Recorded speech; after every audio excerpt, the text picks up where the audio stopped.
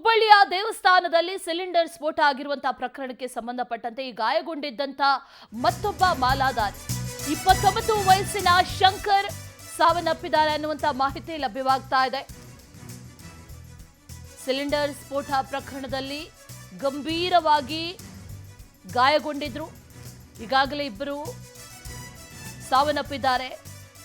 29 ವಯಸ್ಸಿನ ಶಂಕರ್ ಸಾವನ್ನಪ್ಪಿದ್ದಾರೆ ಈಗ ಅನ್ನುವಂತ ಮಾಹಿತಿ ಲಭ್ಯವಾಗ್ತಾ ಇದೆ. ಅಯ್ಯಪ್ಪ ಮಾಲಾಧಾರಿಗಳ ಸಾವಿನ ಸಂಖ್ಯೆ 5ಕ್ಕೆ ಏರಿಕೆಯಾಗಿದೆ.